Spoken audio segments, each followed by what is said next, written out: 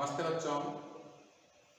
कल की जो ऑनलाइन क्लास थी उसके अंदर हमने लिंगानुपात और लिंगानुपात के आधार पर विश्व को कितने वर्गों के अंदर बांटा है, उन चारों वर्गों का हमने अध्ययन किया और उसके बाद हम जनसंख्या संगठन को पढ़ रहे थे। आज हमें जनसंख्या संगठन के जो भाग है, नगरीय जनसंख्या और ग्रामीण जनसंख्या, उसका जो है अध्ययन करना है। देखिए, नगरीय जनसंख्या वितरण। नगरीय जनसंख्या वितरण के अनुसार विश्व को निम्नलिखित भागों के अंदर विभाजित किया जा सकता है। इसका मतलब ये है कि जो जनसंख्या नगरों के अंदर निवास करती है वो नगरीय जनसंख्या वितरण के अंतर्गत सम्मिलित की जाती है। अब इस आधार पर हो सकता है किसी नगर के अंदर जनसंख्या ज्यादा हो, किसी में कम हो, किसी में उससे भी कम हो, किसी में बहुत ही ज्यादा हो। जैसे मेट्रो सिटी हो गए, मेगा सिटी हो गए, फिर कुछ जो क्षेत्र हैं वो स्मार्ट सिटी के जैसे हो गए, या फिर नगर निगम हो गए, नगर परिषद हो गए, या नगर पालिकाएं हो गई। तो जैसे सबका जो विभाजन होता है वो जनसंख्या के आधार पर होता है, उसी प्रकार नगरीय जनसंख्या का वितरण जो है उसे विश्व पटल के ऊपर निम्नलिखित भागों के अंदर क्या किया जा सकता है, विभाजित किया जा सकता है। अब वो कौन कौन से हैं? एक तो हो गया उच्च नगरीय जनसंख्या, जहां पर जनसंख्या जो है बहुत ही ज्यादा प्रतिशत में रहती हो, लगभग 60%। ठीक है। उसके बाद मध्यम नगरीय जनसंख्या, और तीसरा जो है वो है न्यून नगरीय जनसंख्या। अब सबसे पहले हम पढ़ते हैं उच्च नगरीय जनसंख्या को, कि उच्च नगरीय जनसंख्या क्या है। देखिए, इस वर्ग में विश्व के वे देश आते हैं जिनमें नगरीय जनसंख्या का प्रतिशत 60 से अधिक है, जहां की कुल जनसंख्या का 60% भाग नगरों में निवास करता है, वो उच्च नगरीय जनसंख्या वाले क्षेत्रों के अंतर्गत सम्मिलित किए जाते हैं। संयुक्त राज्य America, Canada, Mexico, Brazil, Australia, New Zealand, Japan, Singapore, Argentina एवं यूरोप महाद्वीप के अधिकांश देशों में नगरीय जो जनसंख्या है वो उच्च प्रतिशत में पाई जाती है। ये क्या हो गए? इसके उदाहरण हो गए। किसके? उच्च नगरीय जनसंख्या के उदाहरण कौन कौन से? USA, Canada, Mexico, Brazil, Australia, New Zealand, Singapore, Japan, Argentina, Europe आदि जो देश हैं वो क्या है? इसके उदाहरण है। इसके बाद जो दूसरा आता है वो है मध्यम नगरीय जनसंख्या क्षेत्र। देखिए, इस वर्ग में विश्व के वे देश सम्मिलित किए जाते हैं जिनमें नगरीय जनसंख्या का प्रतिशत 40 से 60% के मध्य होता है। कितना?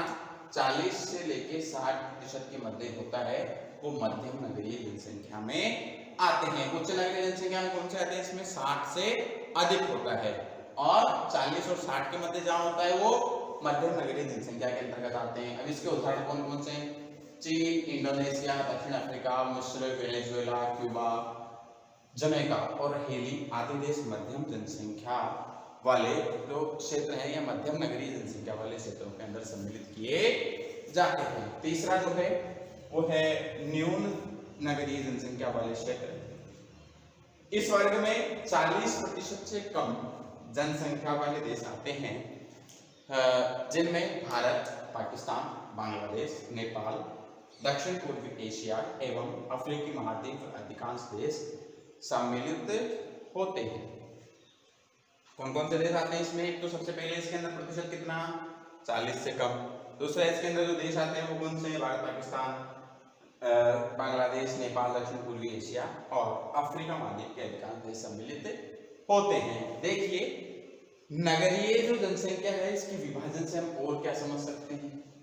एक चीज ये भी देखिए, पूर्ण रूप से तो नहीं लेकिन आंशिक रूप से हमें ये पता चलता है कि जहां पर उच्च नगरीय जनसंख्या है वहां की जो अर्थव्यवस्था है वो किस प्रकार की है? विकसित अर्थव्यवस्था है। मध्यम नगरीय जनसंख्या की जो अर्थव्यवस्था है वो विकसित और विकासशील, ठीक है, विकास की ओर अग्रसर, ठीक है। विकसित नहीं है, जिनका विकास हो रहा है वो क्या है? विकासशील। और जिनकी नगरीय जनसंख्या न्यून है या तो वो अविकसित है या फिर विकासशील हैं, जिन्होंने विकास अपना अभी अभी शुरू किया ही है। ठीक है, आगे देखिए नेक्स्ट जो हमारा बिंदु है वो क्या है, साक्षरता। ठीक है, साक्षरता से अभिप्राय है मानव की ऐसी स्थिति जिससे व्यक्ति अपने भाव विचारों को समझा सके, दूसरों को समझा सके तथा दूसरे के भाव और विचार को समझकर पढ़ना, लिखना व तार्किक गणना करने योग्य हो जाए। एक तो अपनी बात को दूसरे को समझा सके, दूसरा दूसरे की बात को समझ सके और फिर उसे क्या कर सके, पढ़ सके, लिख सके और तार्किक गणना कर सके। दूसरे रूप से साक्षरता की परिभाषा वैसे तो शब्द से अर्थ अगर हम लें तो जिसको अक्षर का ज्ञान है वो क्या है, साक्षर है। लेकिन भारत और कुछ देशों के अंदर साक्षरता को जो है परिभाषित इस प्रकार किया गया है कि 7 वर्ष तथा इससे अधिक आयु के लोग दैनिक जीवन में पढ़ तथा लिखकर एक दूसरे को समझा सके व समझ सके साक्षर है तथा कुल जनसंख्या के इस प्रतिशत को साक्षरता दर कहा जाता है कि किसी देश की जनसंख्या के अंदर कितने लोग जो हैं वो 7 वर्ष से अधिक उम्र के हैं और वो पढ़ और लिख सकते हैं, ये तो क्या हो गया, वहां का साक्षरता हो गया। और इस साक्षरता के जो प्रतिशत को है वो क्या कहा जाता है, साक्षरता दर कहा जाता है। यहां से प्रश्न पूछा जा सकता है कि साक्षरता किसे कहते हैं या साक्षरता को परिभाषित कीजिए, तो आपको इसे क्या करना है, ध्यान में रखना है। इसके बाद साक्षरता की गणना क्यों की जाए, इसका महत्व क्या है वो देखिए। साक्षरता गरीबी उन्मूलन, कृषि विकास व अंतरराष्ट्रीय संबंधों के लिए आवश्यक तत्व है। किस किस के लिए, गरीबी के उन्मूलन के लिए, गरीबी को मिटाने के लिए, कृषि के विकास के लिए।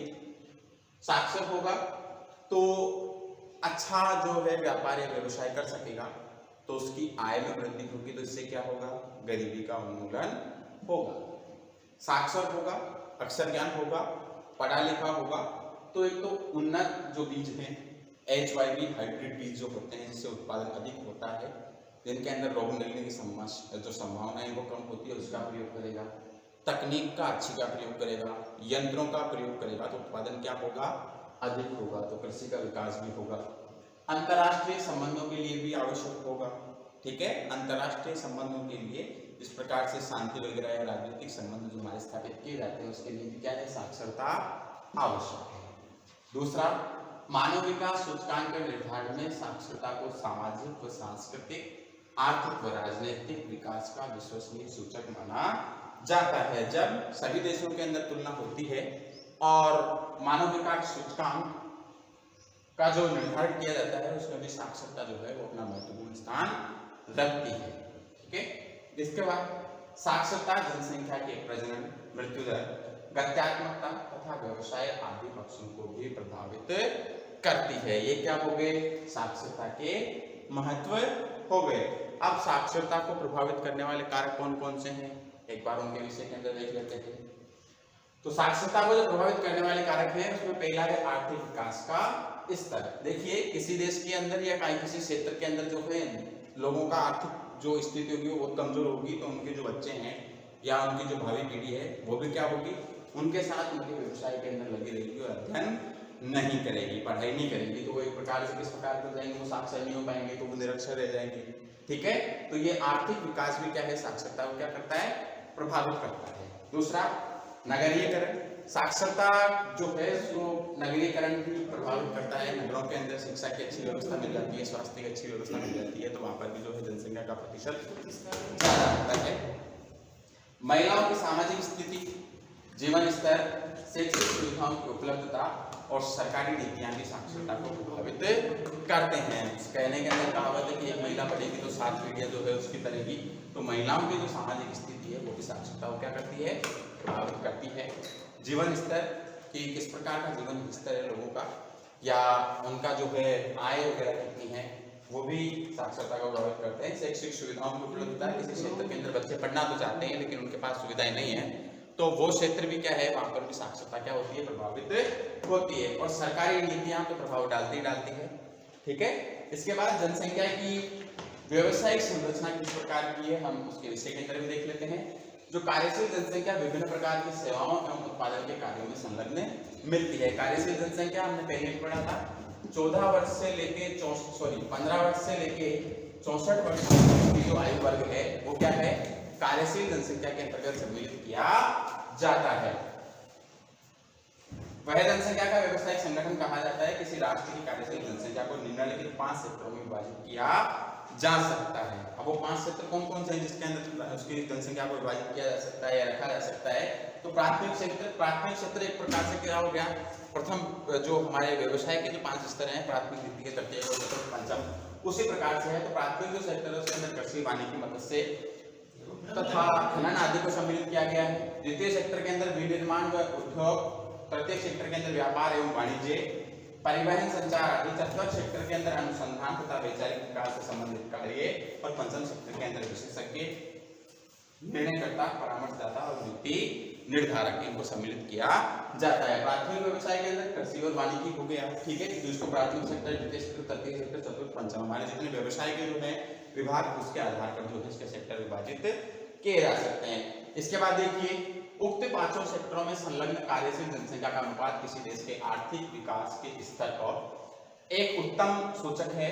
आदिम अर्थव्यवस्था वाले देशों की अधिकांश कार्यशील जनसंख्या प्राथमिक सेक्टर में कार्यरत मिलती है। आदिम अर्थव्यवस्था मतलब पिछड़ी हुई या प्राचीन जो अर्थव्यवस्था है उसके जो निवासी हैं वो किस प्रकार के रहेंगे, किसमें संलग्न रहेंगे, प्राथमिक क्षेत्र में। हम जितनी हमारी जनजातियां हैं हम उनके विषय के अंदर पढ़ते हैं तो हमें पता चलता है कि इन जो आदिम अर्थव्यवस्था वाले जो देश हैं यहाँ के लोग या तो क्या करते हैं, कृषि करते हैं, आखेट करते हैं, संग्रहण करते हैं या वनोत्पाद जो है इनको इकट्ठा करते हैं, इनका उपयोग करते हैं। तो ये किसके अंतर्गत आते हैं, प्राथमिक सेक्टर के अंतर्गत आते हैं। जबकि एक विकसित अर्थव्यवस्था वाले देश की जो कार्यशील जनसंख्या है उसका अधिकांश भाग कौन से क्षेत्र के अंदर, द्वितीय, तृतीय, चतुर्थ और पंचम क्षेत्रों के अंदर कार्यरत मिलता है। इसके बाद कार्यशील जनसंख्या क्या है इसको थोड़ा सा देख लेते हैं। कार्यशील जनसंख्या 15 से 64 वर्ष या आयु के स्त्री और पुरुष हैं, ठीक है। 15 से लेकर 64 वर्ष के जो आयु वर्ग है इसके स्त्री और पुरुष क्या है, एक प्रकार से कार्यशील जनसंख्या के अंतर्गत सम्मिलित किए जाते हैं। कृषि, वानिकी, मत्स्य, विनिर्माण, निर्माण, व्यावसायिक, परिवहन, सेवा, संचार तथा अन्य अवर्गीकृत सेवाओं में संलग्न हैं।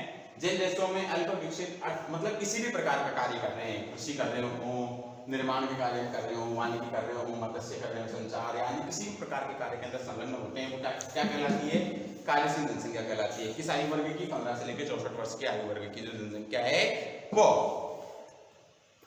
जिन देशों में अल्प विकसित अर्थव्यवस्था पाई जाती है वहां प्राथमिक व्यवसाय में जनसंख्या का जो अनुपात है वो अधिक सक्रिय रहता है। विश्व के विकासशील देशों में द्वितीय तथा तृतीय कार्यों में कार्यशील जनसंख्या का जो अनुपात है अधिक सक्रिय होता है। इसके बाद हमारा जो अध्याय है पूर्ण हो चुका है। हम इसे एक नजर के अंदर इसको देखना चाहें जो इसके महत्वपूर्ण बिंदु हैं उनको इस प्रकार देख सकते हैं कि लिंगानुपात से हमारा तात्पर्य पुरुष और स्त्री की संख्या के अनुपात से है, जिससे अंतर्गत प्रति 1000 पुरुषों की संख्या पर स्त्रियों की संख्या की गणना की जाती है। हम लिंगानुपात के अंदर पढ़ा था कि प्रति 1000 पुरुषों या प्रति 1000 महिलाओं के ऊपर पुरुष या महिलाओं की जो संख्या होती है वो क्या कहलाती है, लिंगानुपात कहलाती है। कुछ देशों के अंदर पुरुषों की संख्या ज्यादा है तो वहां के लिए अलग सूत्र है और जहां महिलाओं की संख्या ज्यादा है वहां के लिए अलग सूत्र है। दूसरा, विकसित देशों में लिंगानुपात महिलाओं के पक्ष में होता है, जबकि विकासशील और विकसित देशों के अंदर ये अविकसित देशों के अंदर ये जो है पुरुषों के पक्ष में होता है। विकसित जो देश है वहां लिंगानुपात क्या है, महिलाओं के पक्ष में, मतलब महिलाओं की संख्या वहां पर क्या है, ज्यादा है, पुरुषों की संख्या कम है। वहीं विकासशील जो देश है वहां पर क्या है, अविकसित जनसंख्या या अविकसित जो है उनके अंदर पुरुषों की संख्या जो है वो ज्यादा होती है। कुछ देशों में लिंगानुपात प्रति 1000 स्त्रियों और पुरुषों की संख्या के रूप में परिकल्पित किया जाता है, जबकि भारत में लिंगानुपात प्रति 1000 पुरुषों पर स्त्रियों की संख्या के रूप में परिकल्पित किया जाता है, क्योंकि भारत के अंदर महिलाओं की संख्या कम है इसलिए पुरुषों पे, और जिन देशों के अंदर महिलाओं की संख्या ज्यादा है वहां पर महिलाओं के ऊपर जो है परिकलित किया जाता है। आयु संरचना विभिन्न आयु वर्ग में लोगों की संख्या को प्रदर्शित करती है। यह जनसंख्या संगठन का एक महत्वपूर्ण सूचक है। विकास योजनाओं में इनकी जो महत्वपूर्ण भूमिका होती है। 15 से लेकर 64 आयु वर्ग की जनसंख्या को कार्यशील जनसंख्या कहते हैं, जबकि 65 से अधिक आयु की जनसंख्या का वर्ग जो है वृद्ध जनसंख्या श्रेणी में आता है। यदि इसमें 0 से 14 वर्ष आयु जनसंख्या को जोड़ दिया जाए तो वह आश्रित जनसंख्या कहलाती है। इसके बाद आयुर्लिंग पिरामिड का जो आकार है 3 प्रकार की जनसंख्या स्थितियों को दर्शाता है। विकसित होती जनसंख्या, स्थिर जनसंख्या और ह्रासमान जनसंख्या मतलब गिरती हुई जनसंख्या। इसके बाद निवास स्थान के आधार पर जनसंख्या का नगरीय और ग्रामीण विभाजन ग्रामीण नगरीय संयोजन कहलाता है। वह व्यक्ति साक्षर कहलाता है जो अपने रोज के जीवन में एक सरल वाक्य समझ लिख और पढ़ सके। आर्थिक विकास साक्षरता का कारण और परिणाम है। आर्थिक क्रियाओं के अंतर्गत सक्रिय जनसंख्या के अनुपात का वितरण व्यवसायिक संरचना कहलाता है। सभी आर्थिक क्रियाओं को 4 भागों के अंदर विभाजित किया जा सकता है, प्राथमिक, द्वितीय, तृतीय और चतुर्थ। अविकसित तथा विकासशील देशों में अधिकतर जनसंख्या प्राथमिक व्यवसाय में कार्यरत है, जबकि विकसित देशों में जनसंख्या द्वितीय, तृतीय, चतुर्थ और पंचम व्यवसाय के अंदर क्या है, संलग्न होती है। और इसकी अंतिम जो स्लाइड है वो है हमारे महत्वपूर्ण प्रश्न, जो या तो किसी एग्जाम में पूछे गए हैं या पूछने की इनकी संभावनाएं हैं। अब तक इस सेक्टर के अंदर से ज्यादा कोई बड़ा प्रश्न पूछा नहीं गया है, 1 या 2 नंबर के लिए यहाँ से प्रश्न पूछा गया है, तो उस हिसाब से इसका जो है आप अध्ययन करें। पहला इसके अंदर से प्रश्न पूछा गया 2015 के अंदर, जब नया सिलेबस लगा ही था हमारे। सार्वजनिक लिंगानुपात वाला सर्वाधिक लिंगानुपात वाला देश कौन सा है तथा उसका लिंगानुपात कितना है। एक प्रश्न के अंदर 2 प्रश्न पूछे हैं, लिंगानुपात वाला देश और उसका लिंगानुपात, ठीक है। आधे नंबर के लिए एक प्रश्न पूछा गया था, कुल मिला के 1 नंबर के लिए। दूसरा प्रश्न जो पूछा गया, विश्व में उच्चतम एवं निम्नतम लिंगानुपात वाले देशों के नाम लिखने हैं। यहाँ पर भी आधे नंबर के लिए प्रश्न पूछा गया, ठीक है। 2 बार इसके अंदर से प्रश्न पूछा गया है और दोनों बार 1-1 नंबर के लिए प्रश्न पूछा गया है। इसी आधार के ऊपर हम कुछ प्रश्न जो है वो संभावित मान सकते हैं कि जनसंख्या संरचना से तात्पर्य क्या है। हमने इसको पढ़ा है, आपको इसका आंसर देना है। जनसंख्या की आयु संरचना किसे कहते हैं, ये भी हमें जो है पढ़ा है, उसका भी आंसर देना है आपको।